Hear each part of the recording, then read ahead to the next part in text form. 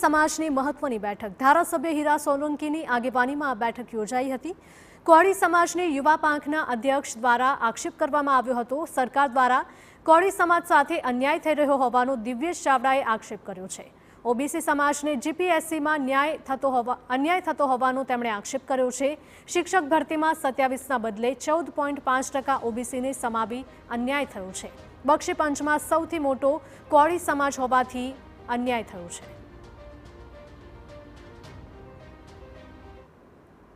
જીપીએસસીની પરીક્ષાઓમાં બક્ષી OBC SC એસટીના વિદ્યાર્થીઓને જે અન્યાય થઈ રહ્યો છે 50% ઓરલ ઇન્ટરવ્યુના ગુણાંકનના માટે એ બાબતને એ નિર્ણયને અમે આ ઠરાવમાં અમે નકારી છે અને આ બાબતે અમે અમારા જે પ્રદેશના અધ્યક્ષ છે માનનીય હીરાભાઈ સોલંકી એમના મારફત અમે સરકારમાં રજૂઆત કરાવવાના છીએ।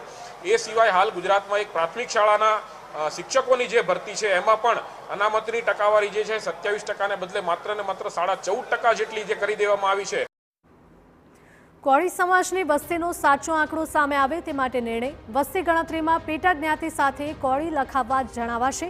આ સાથે જ ગામે ગામ પહોંચીને કોળી સમાજના લોકોને જાગૃત કરાશે। કોળી સમાજની તમામ પેટા જ્ઞાતિઓ ફરજિયાત કોળી લખાવશે। ભારતમાં કોળી સમાજ વિવિધ પેટા જ્ઞાતિઓમાં વહેંચાયેલો સમાજ છે, ત્યારે પેટા જ્ઞાતિઓની સાથે મુખ્ય શબ્દ કોળી એમની જાતિમાં લખવામાં આવે। આ જ બાબતને અમે સમગ્ર ગુજરાતના દરેક ગામડે ગામડે કોળી સમાજના લોકોને આ બાબતે અમે જાગૃત કરવાના છીએ। કોળી સમાજની યુવા પાંખની કારોબારીમાં ધારાસભ્ય હીરા સોલંકી પણ હાજર રહ્યા હતા। જો કે બેઠકમાં સામાજિક મુદ્દા સિવાય અન્ય કોઈ રાજકીય ચર્ચા ન કરાઈ હોવાનું હીરા સોલંકીએ જણાવ્યું। માત્ર ને માત્ર અમારા સમાજની જ વાતો થવાની છે। સમાજનું જ સંગઠન મજબૂત કરવા માટે આજે અમારે નવી નિમણૂક પણ અમારે યુવાનોમાં આપવાની છે।